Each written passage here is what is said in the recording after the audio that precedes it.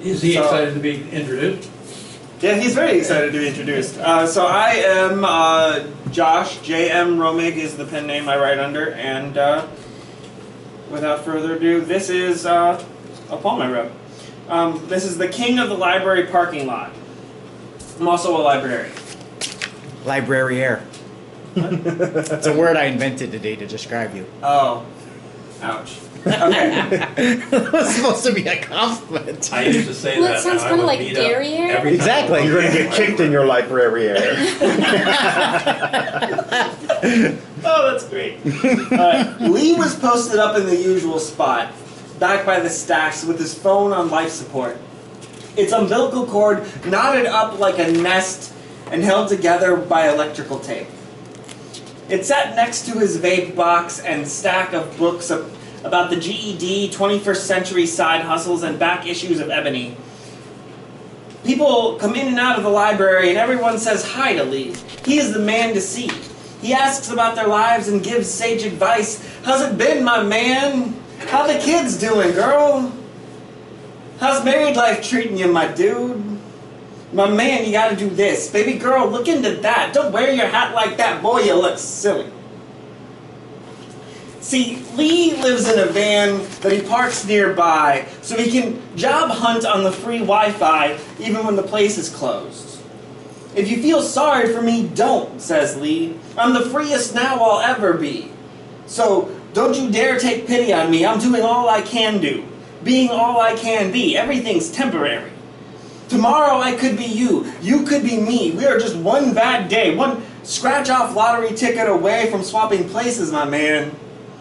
Yeah, I live in that van parked outside the library, but if you think I'm sad, you're thinking wrong. You don't see me moping or doping or floating along. You won't see me frowning or drowning or singing a sad song. I'm happy with all I got. Who wouldn't want to be in my spot? I'm the king of the library parking lot.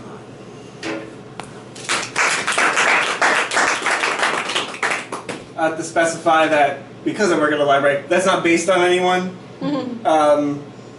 Any resemblances. Yeah, he could be a very real person. There's a lot of people like that, but for legal reasons, it's not anyone I know. I really like the flow, except for when you got to the top, live in a van, I immediately had Chris Paul in my head going, and it threw me off the flow. That's fair. All right. This next one is a sad poem about what it would be like to be related to a school shooter, I guess. It's my fault. I told him to read this one. 1. The phone was screaming in my pocket, its voice muffled by a pile of clothes on top of it. The hotel water was almost too hot. It turned my scalp red and cascaded down my face in a way that should have felt like a baptism. After what felt like an eternity, the call went to the black hole that was my neglected voicemail. Now over 100 missed calls. I don't want to talk, not to dad, not to mom, not to my girlfriend, definitely not to some reporter trying to make our fucked up family some topic of the 9 o'clock news. 2. The pipes in the wall clunked around for a second as I turned the knob, cutting the water off. I stepped out of the shower, somehow feeling less clean than when I entered. For a moment I stood there, towel over my head in complete darkness. I closed my eyes and I saw him, standing across from me, his eyes locked with mine, Dad's gun in his shaking hands, pointed directly at my head, unblinking, full of hatred, anger, and fear. They'll call him a monster, and knowing what he's done, I won't be able to say they're wrong. 3. Sympathizers will say that the divorce messed him up somehow, or that he inherited my mother's mental illness, or that he played too many first-person shooters, which is fucking stupid. Laying on the hotel bed, I nakedly examined the ceiling, mapping out the distance between water stains like a cartographer. The last time he called me, he was in tears, about some pricks from his school that beat him to a pulp and shoved dog shit in his face. I can't help but dwell on something I said to him that night. People like that don't change. They become the asshole adults that keep kicking people around because they can, because they're rich and we're poor, and they won't see people, they don't want to see people like us. We remind them that the world isn't perfect and it doesn't revolve around them. I don't want to believe that I planted a seed. I don't want to believe that the one time he listened to me. 4. 6 people died. Most of them kids no older than 17. 1 teacher, a janitor, tagged by a stray bullet. 2 kids have been in critical condition for the last 3 days. He must have been terrified in those last moments before the cops riddled him with holes. He must have regretted it, or at least regretted not having an escape plan. He never did think things through.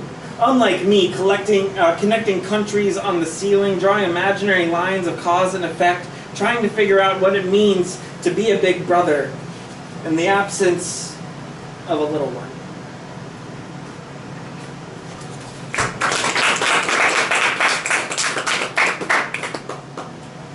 And this last piece is from Everything Defenestrated, which is my latest work. It came out in 2018 now, so it's a little old.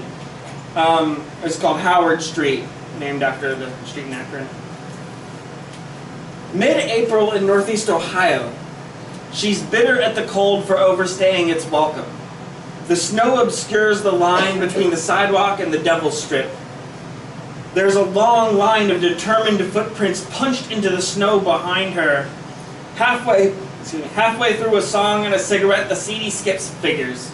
These library discs never play for shit. She balls her fist and whacks her Walkman. Across the street, in a wife beater and sweatpants, he people watches from his front porch, sipping a vodka and orange juice from a chipped mug that says "World's Greatest Dad." In his driveway sits a 97 Cavalier with plastic wrapped passenger seat window. He's hoping holds up to the wind. Will this ever stop? He says to himself toward the falling snow. A passerby might think he meant the weather.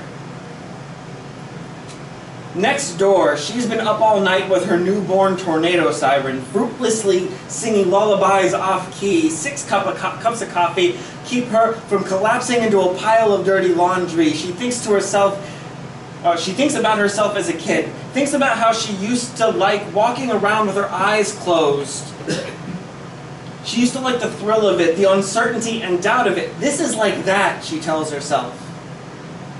She almost believes it. Thank you.